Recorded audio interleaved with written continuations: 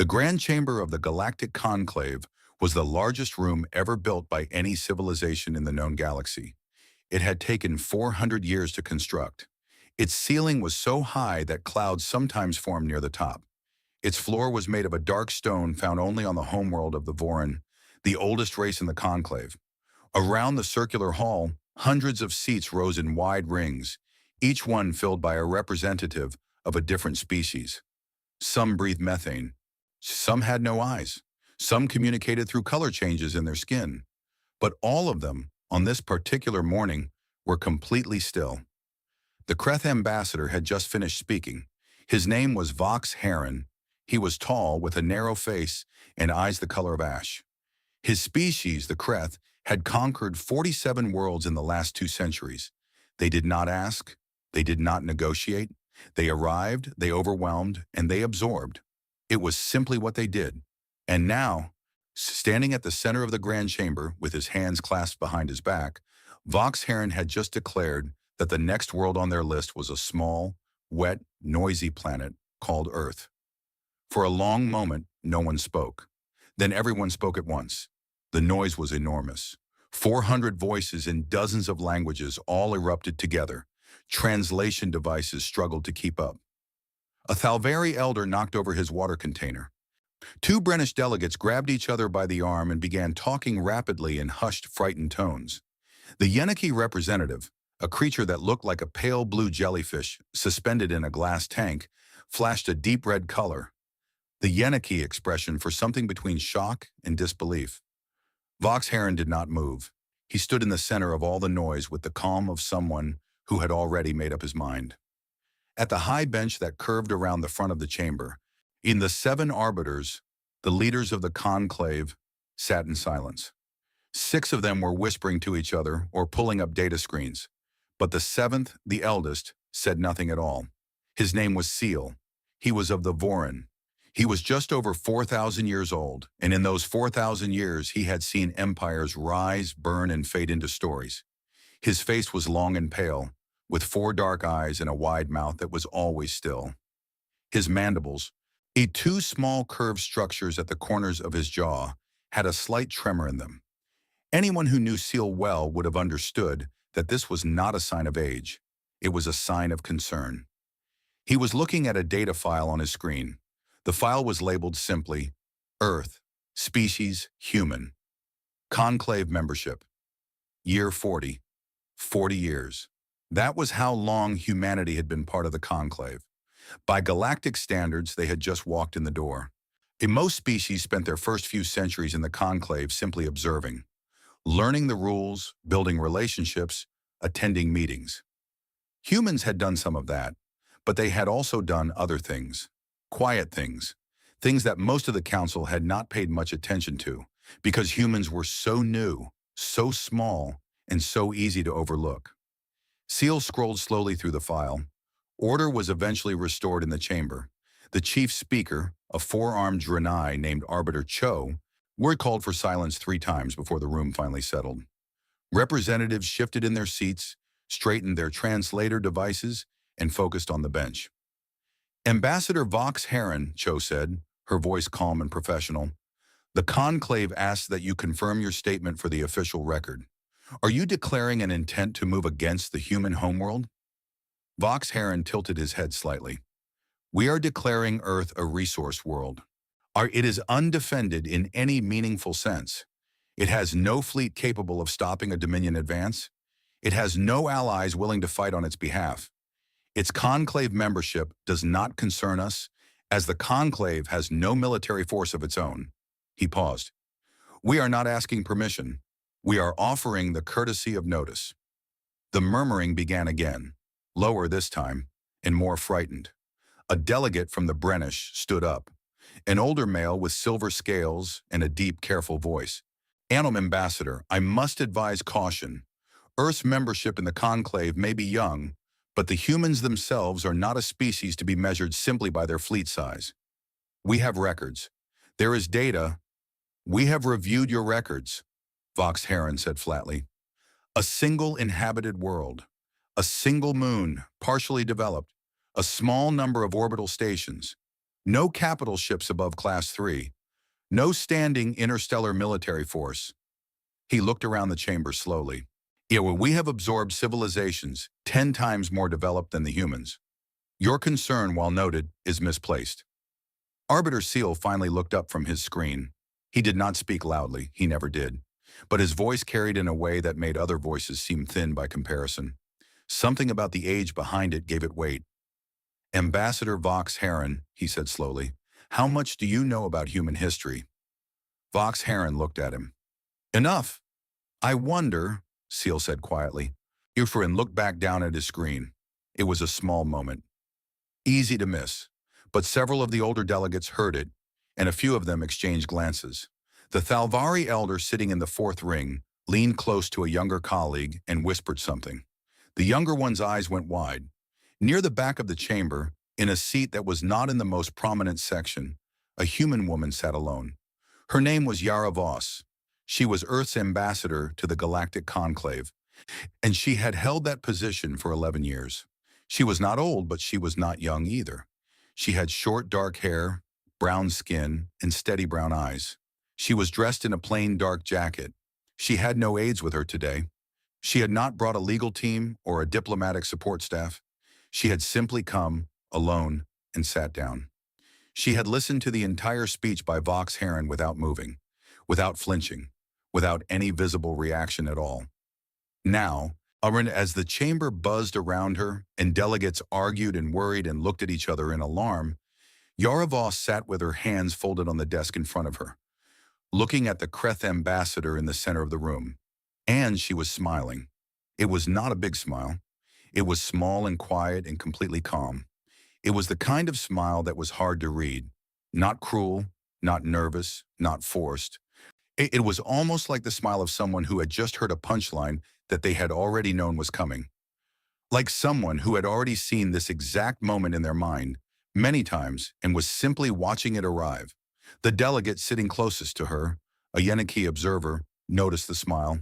He turned his glass tank slightly in her direction, studying her. Then he turned away and flashed a bright orange color. The Yeniki expression for something close to unease. The session continued. More delegates spoke. More concerns were raised.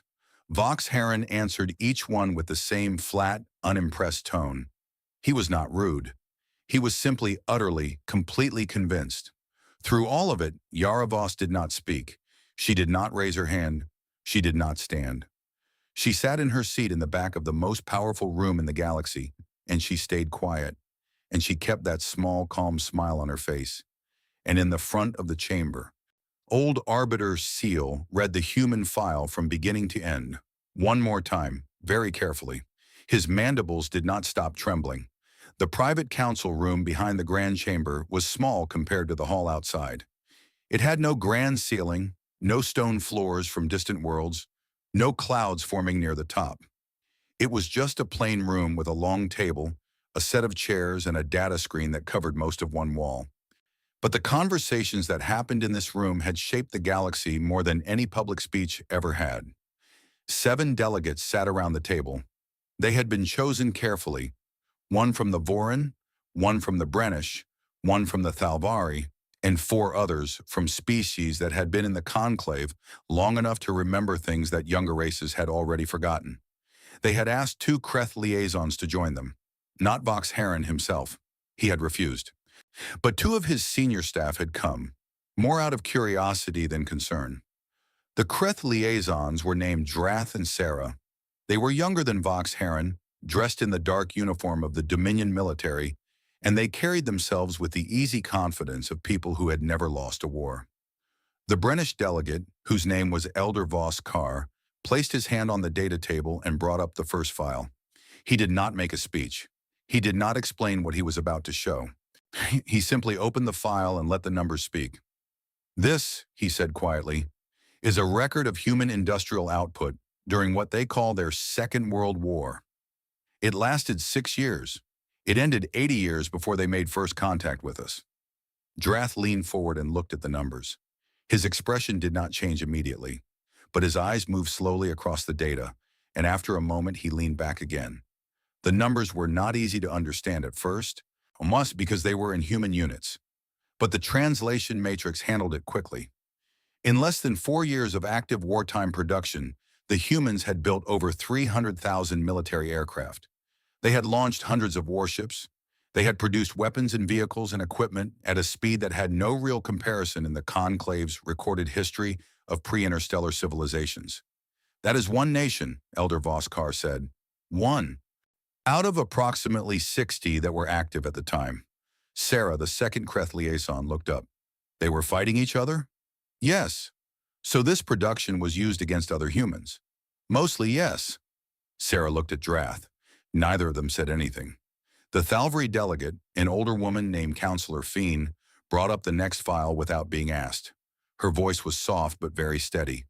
What you need to understand about humans, she said, is that war, for them, is not an interruption of normal life. For most species, war is a disaster that breaks down systems and stops production. For humans, war accelerates it. When they are under threat, they do not slow down. They speed up. They simplify. They find shortcuts. They make decisions in hours that would take other species years. Drath was quiet for a moment. Then he said, every species becomes more focused under threat. That is basic survival behavior. Yes, Fiend agreed. But humans do something else. When the war ends, they remember every lesson, every mistake, every weapon that was used against them, every tactic that nearly beat them. They write it all down. They study it. They teach it to their children. And then they improve it. She paused. The Dominion has fought many civilizations. How many of them, after being attacked, he had developed a doctrine specifically designed to defeat the attacking method and then archive that doctrine for future use? Drath did not answer. Elder Voskar brought up a third file. This one was not about numbers. It was a collection of historical summaries, short descriptions of events from human history, translated and compiled by Conclave researchers over the last 4 decades. The first summary described something humans called the Siege of Leningrad. While a city of several million people had been completely surrounded by an enemy force and cut off from supplies for nearly 900 days. The people inside had almost no food. The temperatures dropped far below freezing. Disease spread. People died in enormous numbers every single day. They did not surrender. They held the city for over 2 years, and when the siege finally broke, they had already begun rebuilding. The second summary described a battle called Midway, in where a much smaller human fleet, using information gathered through the reading of encrypted enemy communications, destroyed a far larger enemy fleet in a single engagement. The humans had been outnumbered and outgunned. They had won anyway, not through strength, but through information and calculated risk. The third summary was harder to explain with numbers. It described something called the resistance movements of the Second World War. Ordinary humans, not soldiers, not trained fighters, simply refused to stop. Sarah read this, simply refused to stop. Sarah read this summary twice. Then she set it down and stared at the table. There is one more thing, said the Vorin delegate. This was a tall, pale figure who had not spoken yet. He brought up a short document on the screen, not a battle summary, but a medical and behavioral research report compiled by conclave scientists during humanity's first decade of membership. It described a consistent pattern found across nearly all human cultures throughout their history.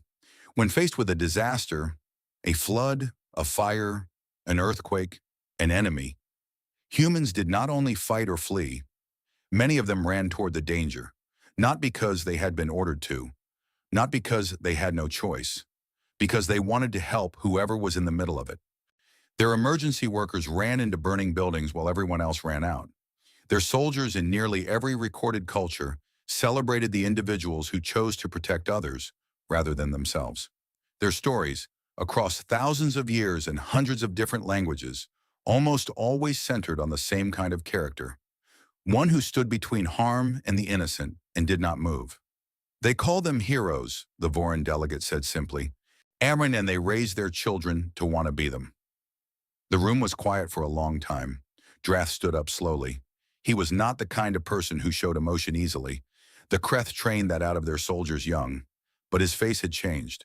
Something behind his eyes was working through a thought that he had not expected to have in this meeting. "You are trying to frighten us," he said finally. It was not an accusation. It sounded more like a question. "No," Elder Voskar said, but he turned off the data screen.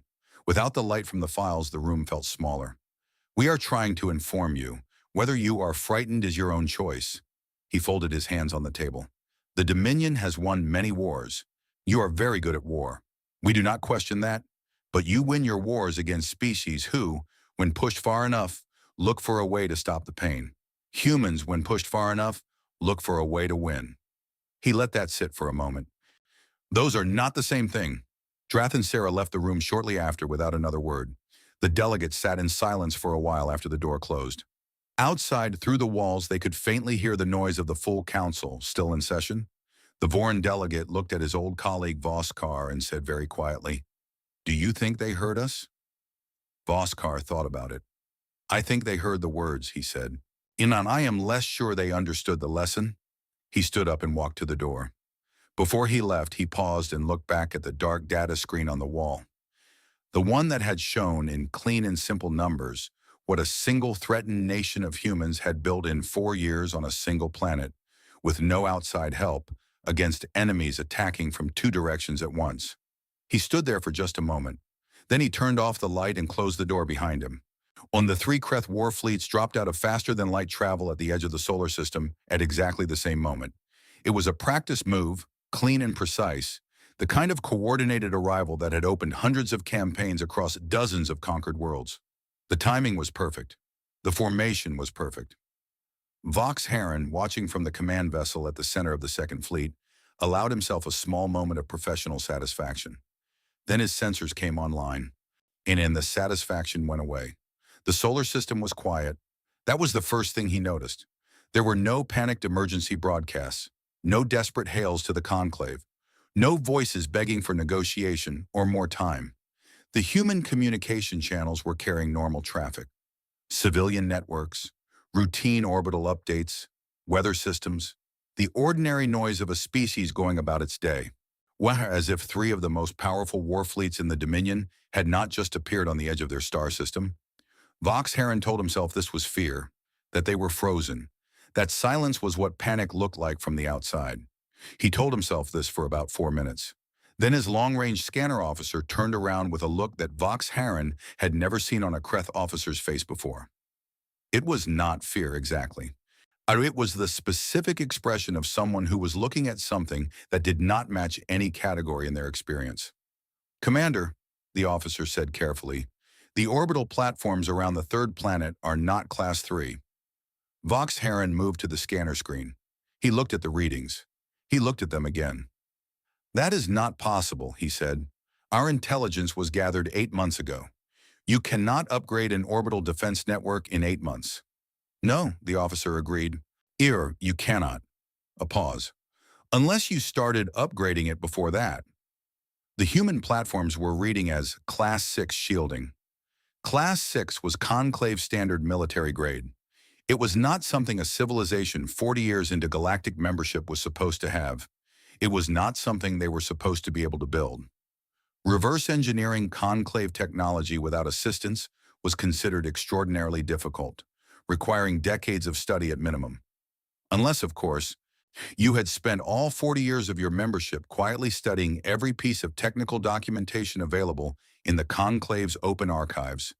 Every engine design, every shield configuration, every weapon system that had been declassified over the last 200 years, and had been building toward exactly this moment in patient, unhurried silence. Vox Heron opened his mouth to give the order to advance anyway. His fleets were still larger. His ships were still more numerous. Surely he had won against worse odds. Then the asteroid belt moved. Not all of it, but enough of it. From the wide band of rock and ice between the 4th and 5th planets, thousands of objects that had been reading as simple mining drones suddenly changed their energy signatures. They powered up together, in one smooth motion, like a single organism waking. They were not mining drones. They had never been mining drones. They were autonomous combat units, small and fast and built in enormous numbers, designed to operate without a central command signal. which meant they could not be stopped by destroying a single control ship. Each one operated on its own. Each one had its own targeting system, its own power source, its own simple, relentless purpose. The humans had been placing them in the asteroid belt for years. The first Kreth fleet, the leftmost formation, he moved to engage and immediately found itself being attacked from 300 different directions at once. The drone swarm did not fight like a fleet. It did not hold a line or protect a formation. It simply filled the space around the Kreth ships like water filling a container, coming from every angle, every elevation, every direction, overwhelming point defense systems through sheer volume. On Nexus Station, the Conclave Council had gathered in the emergency observation room, and they were watching the battlefeeds in complete silence. The data was being transmitted in real time by a Conclave observation satellite that had been positioned at the edge of the system specifically to monitor the engagement. Someone had requested it 3 days ago, through the proper channels with all the correct forms filed. The request had come from the human delegation. Ambassador Yara Voss was not in the observation room. She had sent a junior aide to represent Earth. The aide was a young man named Corvin, 26 years old, calm and professional. He stood near the back of the room with his hands folded and watched the screens with an expression of polite attention, as if he were observing a training exercise. The first Kreth fleet was destroyed in 11 minutes. Not damaged, not retreating. Destroyed. 114 ships, gone in 11 minutes. And by a combination of autonomous drones and fire from the orbital platforms that the Kreth had not believed were real. The second and third fleets had immediately begun to fall back and regroup, but regrouping required open space, and the drone swarm did not give them open space. It followed. It was patient in the way that machines are patient, which is to say it was completely, perfectly, endlessly patient, because it did not get tired and it did not get afraid. Behind the drones, the human fleet appeared. It came from behind the largest planet in the system, a gas giant that had been blocking it from Kreth long-range sensors. It was not a beautiful fleet. That was the first thing the Council observers noted. Kreth ships were elegant, long, smooth, designed with a kind of predatory grace. Thalvari vessels had sweeping wings and luminous hull panels. Even old Brennish warships had a certain dignity to their design. When human warships looked like they had been built by someone who expected everything to go wrong and had planned for it. They were thick and rectangular and covered in layered armor plating. They had redundant engine systems and redundant weapon systems and redundant shield systems. Because the humans had learned a long time ago that in a real fight, things break, and the side that can keep fighting after things break is the side that wins. They were. Out in the estimation of the Conclave's senior military analyst, who was watching from the back of the observation room with a datapad he had stopped writing on, not the most sophisticated ships he had ever seen. They were, he thought quietly, the most serious. The second Kreth fleet met the human ships head-on, and the engagement was brutal and short. The Kreth were skilled. They were experienced. They adapted quickly and they fought without hesitation. Under normal circumstances, matched against most opponents, they would have won. But the humans had spent 40 years reading every battle record in the Conclave archives, every Kreth engagement, every Kreth tactic, every pattern, every preference, every weakness. They had studied the Dominion the way a chess player studies an opponent. Not with hatred, but with focused professional attention.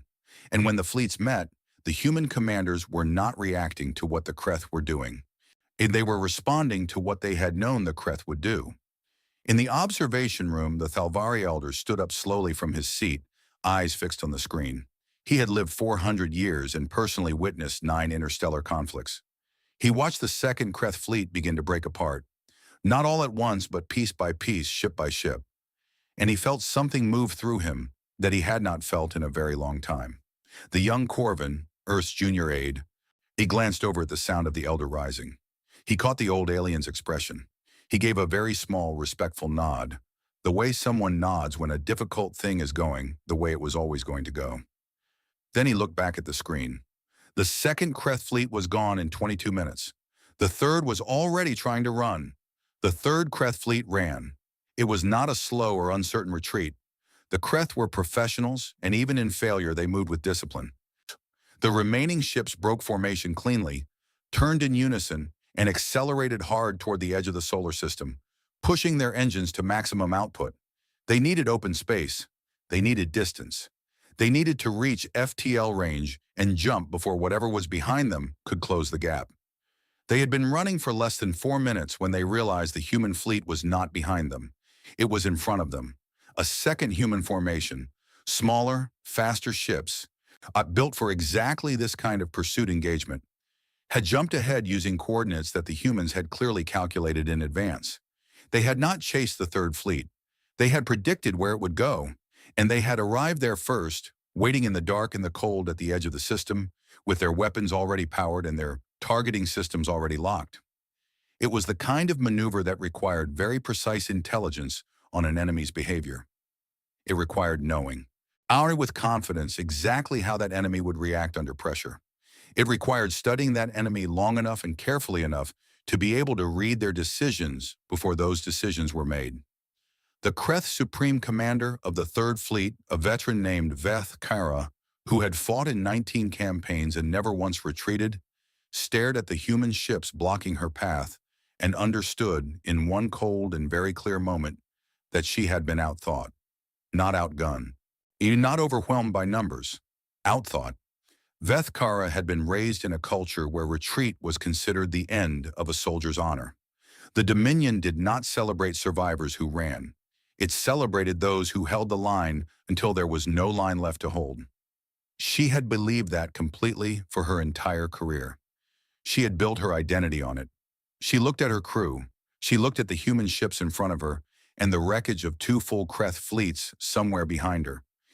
And she understood that the line was already gone. She broadcast the surrender signal on the open frequency. Back on Nexus Station, the observation room had gone completely silent several minutes before that. Not the silence of people waiting for something to happen. The silence of people who had already seen something happen and had not yet found the words for it. 400 years of galactic politics, hundreds of civilizations, thousands of conflicts. And no one in that room could point to a moment quite like this one. 3 Kreth war fleets, gone, 1 planet, 40 years of galactic membership, no outside help, no allies called in, no distress signal sent. The Thalvri Elder had not sat back down. He was still standing, still staring at the screen, as though sitting down might make it less real. Next to him, the Brennish delegate had his arms folded tightly, his silver scales pale. And the Yeniki observer was cycling through colors so fast that his tank was almost white. The Conclave's senior military analyst stood near the back wall. He had not written a single note since the first fleet was destroyed. His data pad was at his side, and he was staring at the battle display with the fixed, quiet expression of a man who was completely rethinking something he had believed for a long time. A junior Thalvari delegate, young enough that this was his first year on Nexus Station, leaned toward his elder and whispered, "They knew 14 days ago. When the Kreth announcement was made, they knew 14 days ago, and they said nothing." The elder did not look away from the screen. "They said nothing," he confirmed. "What were they doing?" the junior asked. "They were busy," the elder said. Ambassador Yara Voss entered the observation room at this point. She had not rushed. She walked in at a steady pace, nodded briefly to young Corvin, and took a position near the front of the room, looking at the main screen where the surrender broadcast from the Third Fleet was being received and logged. No one spoke to her immediately. Several delegates looked at her, and then looked away, and then looked back again. There was something uncomfortable about standing next to her right now. Not because she was frightening, because she was so completely calm, because she had known clearly that this was how it was going to go. And she had sat in the grand chamber and smiled and said nothing while half the council had been terrified on her behalf. Eventually, Arbiter Cho stepped forward and said formally, "Ambassador Voss, the Conclave acknowledges the actions of the Human Defense Forces. Is there a statement from Earth?" Yara reached into her jacket and took out a small paper card. She unfolded it. She read from it in a clear, level voice. "We noted the Kreth Dominion's declaration 14 days ago. Preparation began immediately. We are sorry the Council was inconvenienced. We have the situation in hand." She refolded the card and put it back in her pocket. The room stayed quiet for a long moment. Then one of the British delegates made a sound that might have been a laugh, quickly stifled. Someone else exhaled very slowly. The Thalvari elder finally, after a very long time, sat down. The human fleet, meanwhile, had broadcast its own signal on all Kreth military frequencies. It was not a demand for complete surrender. It was not a list of humiliating terms. It was a single, short message, direct and clear and written in plain language. It said, "The Dominion forces remaining in this system will stand down and withdraw. Any vessel that does so will be allowed to leave unharmed. Any vessel that does not will be destroyed. You have 30 minutes."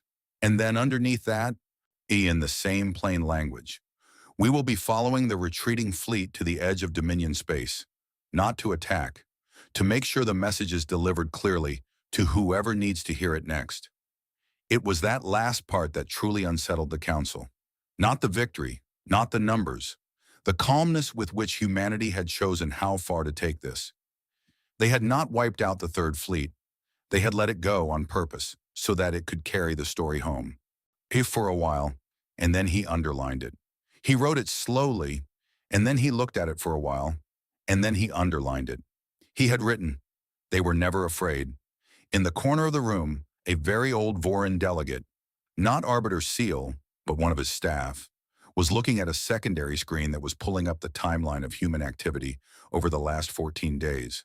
Procurement orders, fleet movements, production data from human orbital shipyards, drone deployment logs from the asteroid belt going back. Not 14 days, but 4 years. He went through the records quietly, page by page.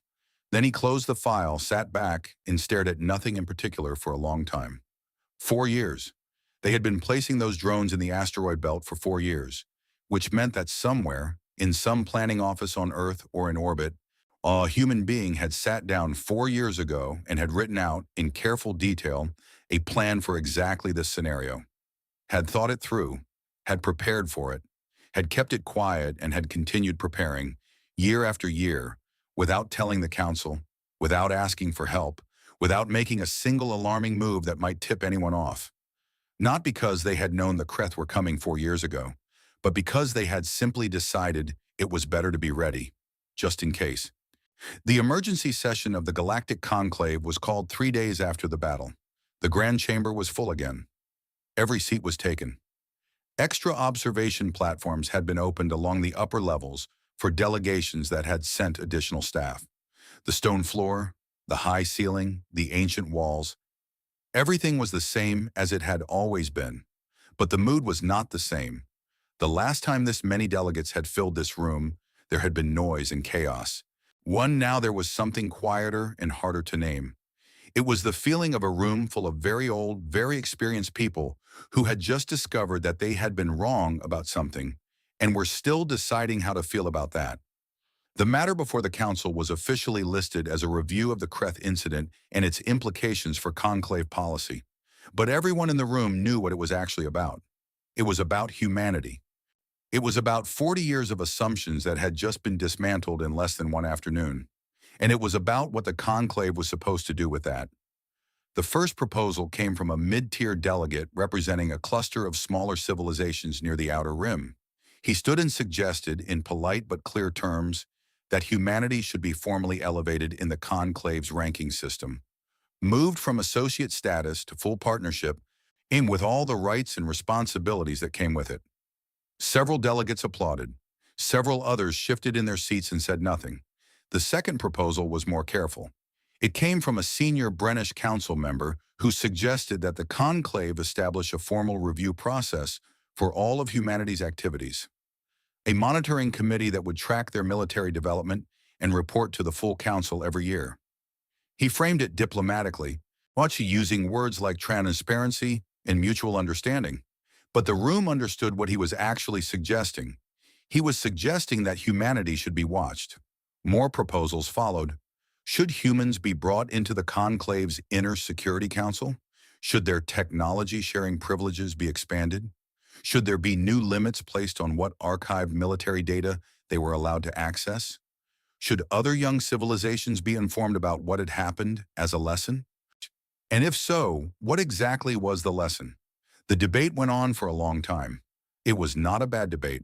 The delegates were serious people trying to think through a genuinely new situation, but it had the particular quality of a conversation that was circling around the real question without quite landing on it. Like someone walking around a large object in a dark room and never quite reaching out to touch it.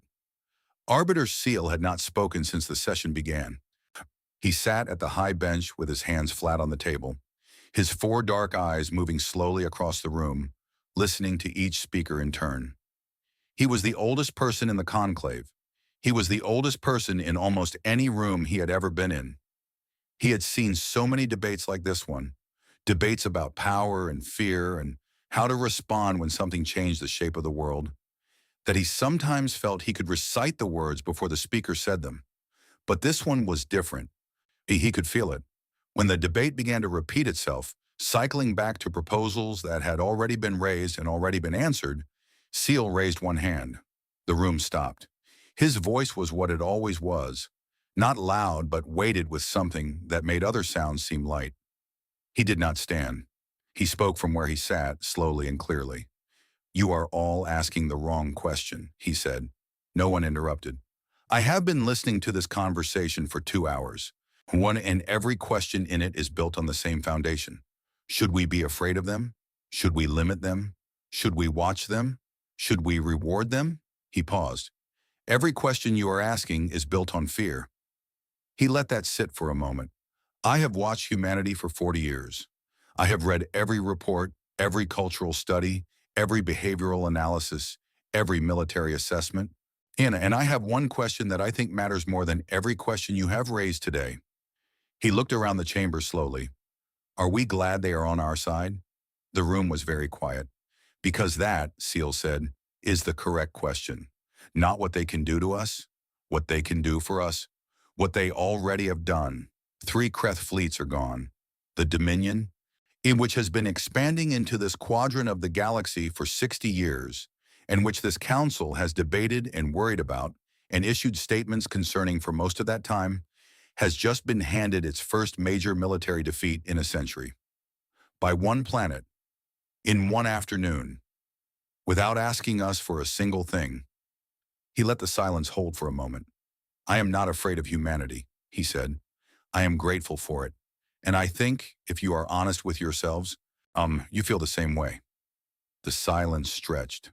And then, somewhere in the middle rings of the chamber, a single delegate rose to their feet. It was the Thalvari elder, the one who had been standing through the whole battle and had only sat down after the surrender. He stood without speaking, simply stood, the way someone stands when they want to say something they do not have words for. Then the delegate beside him stood, then another, then a row. Then the upper platforms began to rise, much slowly, one after another, like a tide coming in rather than a wave. It was not a dramatic moment. No one cheered. No one made a speech. They simply stood, one by one, until the grand chamber of the Galactic Conclave was full of people on their feet. Yara Voss, in her seat near the back, watched all of it with the same steady brown eyes she always had. She did not stand herself. She did not need to. This was not about her. She folded her hands on the desk in front of her and looked at the room. And her expression was quiet and warm and a little tired, the way a person looks when something they cared about very much has finally gone the way it was supposed to. 1 year later, Arbiter Seal made his first personal visit to a member world. He had never done this before in 4,000 years of service. Representatives came to Nexus Station. That was the way it worked. But Seal had submitted the request through the proper channels with all the correct forms. Wherein the proper channels had been so surprised that they had approved it immediately without asking why. He arrived in Nairobi on a Tuesday morning in the local spring. The city was loud and bright and full of movement. He sat across from Yara Voss at a small table outside a cafe, with a cup of something hot in front of him that he did not drink because his biology did not process it well, but which he appreciated being given. He watched the street. He watched a group of children chase each other between the tables, shrieking with laughter. He watched an old man help a younger woman pick up the bags she had dropped, both of them exchanging a few words and smiling. He watched a couple at the next table have a sharp, heated argument, and then, 4 minutes later, hold hands across the table and lean their heads together. He watched all of it with his four dark eyes, and he was quiet for a long time. I have one final question for you. Ambassador, he said at last. Yara looked at him. Ask, how does a species so full of fire, so full of contradiction, so capable of both great harm and great kindness, how do you not tear yourselves apart completely? Yara was quiet for a moment. She looked out at the street, at the children, at the old man, at the couple who had argued and then held hands. Oh, she said simply, we do. She picked up her coffee and held it in both hands. All the time. She looked at him, and we just always put ourselves back together. Seal looked at the street for a long time. The children were still running. The couple was still close. Somewhere down the block, someone was playing music that drifted faintly through the warm morning air. 4,000 years was a very long life, long enough to have seen wonder become ordinary, long enough to have stopped expecting to be surprised. And yet, the old arbiter, the oldest person in the galactic conclave, the oldest living member of one of the oldest species in the known galaxy, a man who had watched empires burn and stars grow cold, felt something move in his chest that he had not felt in longer than most civilizations had existed. He laughed.